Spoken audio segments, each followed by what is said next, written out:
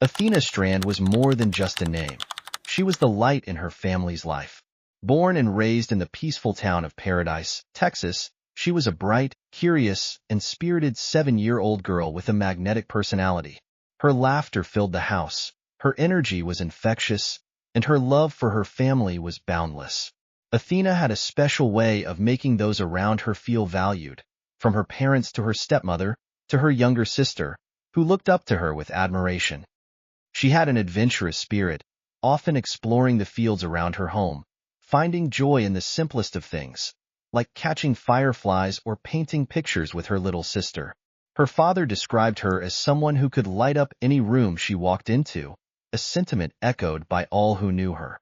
Athena was the type of child who wasn't afraid to speak her mind, a quality her parents both loved and nurtured.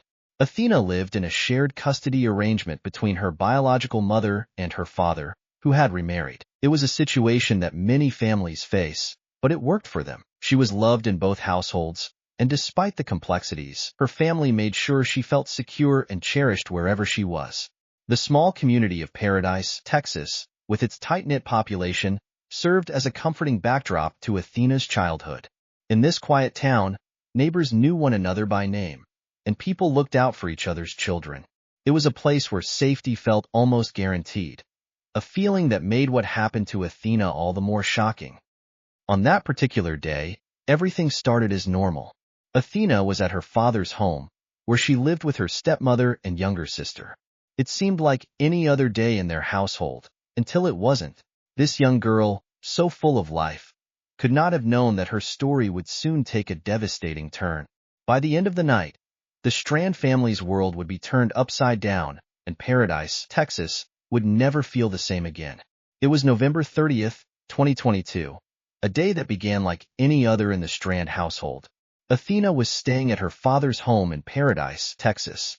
The day was routine, filled with the usual chatter, a bit of playful sibling rivalry, and Athena's cheerful energy filling the house.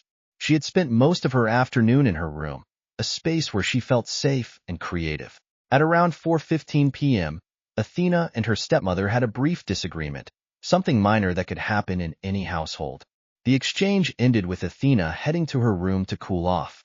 While it wasn't unusual for her to take time to herself, her family didn't know that this moment would be the last time they'd see her. As the evening rolled on, Athena's father was at work, leaving her stepmother and younger sister at home. When it came time for dinner, her stepmother called for Athena, expecting her to emerge from her room. But there was no response. She called again, then went to check. The room was empty. At first, her stepmother assumed Athena had gone outside to play. It wasn't uncommon for her to step out into the yard or wander the property, especially since their home was surrounded by open fields. But as the minutes turned into an hour and the sun began to set, worry started to creep in. Athena wasn't answering when called, and there was no sign of her anywhere nearby. By 6:40 p.m., the fear was undeniable. Athena wasn't just hiding or playing. She was gone. Her stepmother immediately contacted Athena's father, who rushed home, and they alerted local authorities. Within hours, the community of Paradise rallied around the family. Neighbors, friends, and volunteers gathered to search for Athena, combing through fields, wooded areas, and nearby roads. The search intensified quickly. The Wise County Sheriff's Office organized teams, brought in K-9 units, and used drones equipped with thermal imaging to cover more ground. The town of Paradise, a place where families had always felt safe, was now on edge, with everyone hoping Athena would be found soon. What made the situation even more unsettling was the sheer lack of clues. There was no sign of a struggle, no indication of where Athena could have gone, and no explanation as to why she hadn't come back home. Her disappearance seemed to have happened in the blink of an eye, leaving her family and the entire community desperate for answers. As the night wore on, the search expanded beyond the immediate area. Law enforcement urged locals to check their properties, review security camera footage, and report anything unusual. The urgency was palpable, but so was the growing fear that something wasn't right. By the early hours of December 1st, Athena's family and the authorities were no closer to finding her. Tension hung in the air as everyone clung to the hope that she would be found safe. What no one knew at the time was that Athena's disappearance was far more sinister than anyone could have imagined. The search for Athena Strand stretched into its second day. Authorities and volunteers worked tirelessly, driven by the hope that the 7-year-old was simply lost and would soon be found. But as hours turned to days, the investigation began to shift. What initially seemed like a case of a child wandering off began to feel far more sinister. Local law enforcement intensified their efforts. They reviewed hours of security footage from homes and businesses in the area, retraced Athena's steps, and questioned everyone who had been near the Strand property. They weren't just looking for Athena anymore. They were looking for answers to explain her sudden and mysterious disappearance. Then came the first major breakthrough.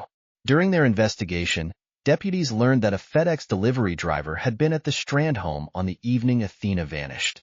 The driver, a subcontractor named Tanner Lynn Horner, had made a delivery at approximately the same time Athena was last seen. The timing was too close to ignore, and authorities decided to question him. Horner initially cooperated with investigators, claiming he didn't see or interact with Athena. But as detectives dug deeper, inconsistencies in his story began to emerge.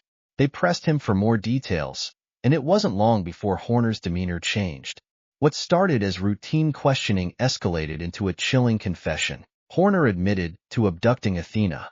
He claimed that after making the delivery, he accidentally hit her with his vehicle.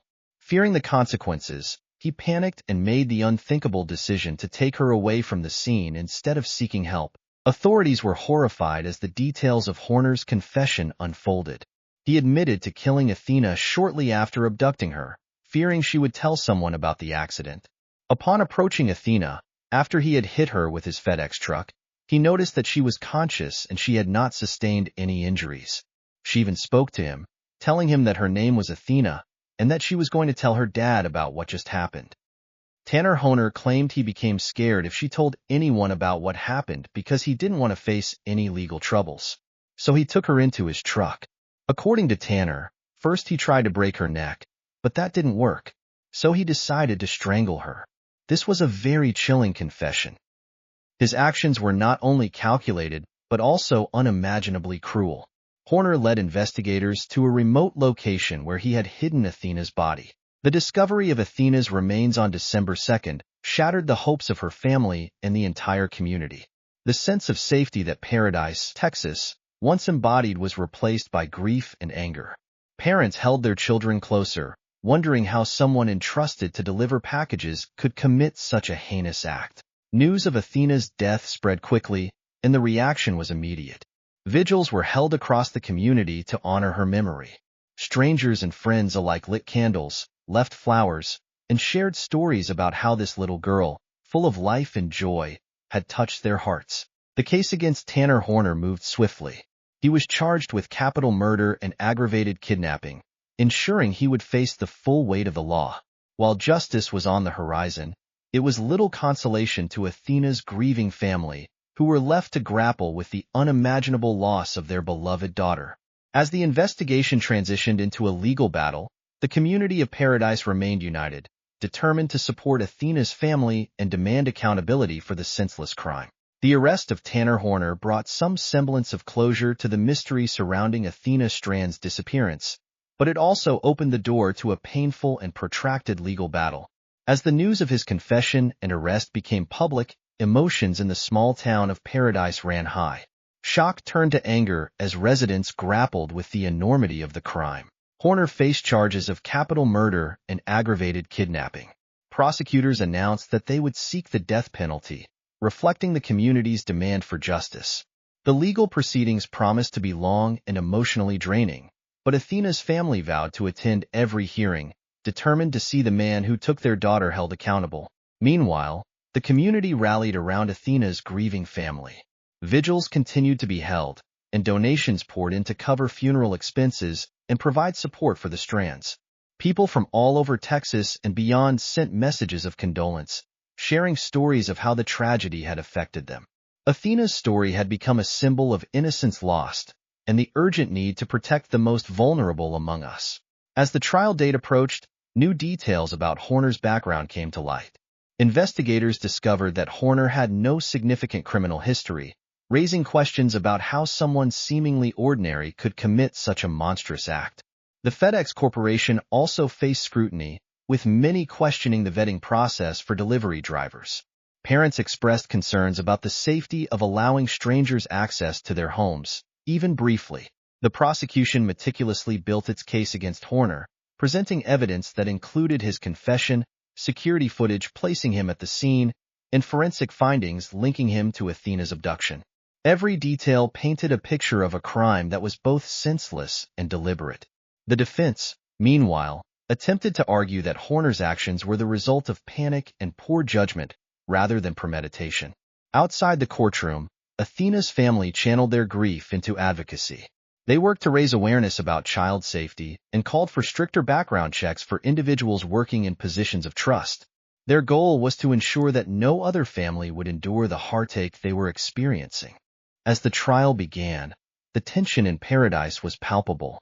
Reporters descended on the small town, turning it into the epicenter of a national story. Every update from the courtroom was closely followed, as people sought answers to the questions that haunted them. Why Athena? Why now? Why did Horner have to take her life? The trial of Tanner Horner was a turning point in the fight for justice for Athena Strand. After months of preparation and legal wrangling, the case finally reached the courtroom.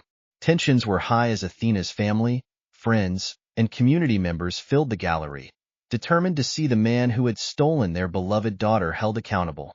The evidence presented by the prosecution was damning.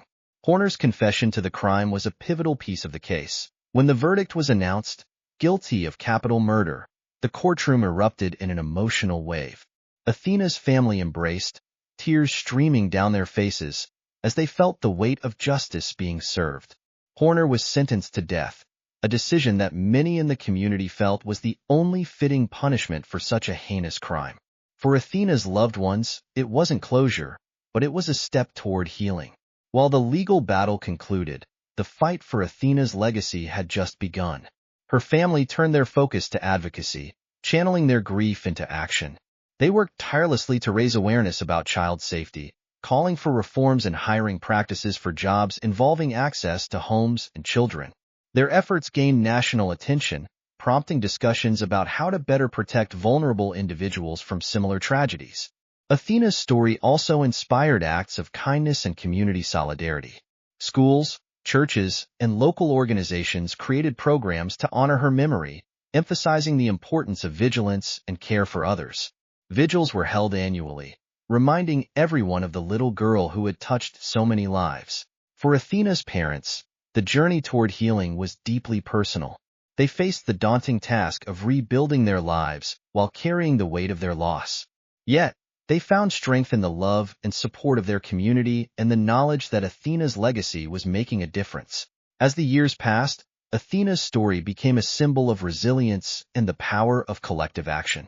It served as a reminder of the importance of protecting children and holding those who harm them accountable.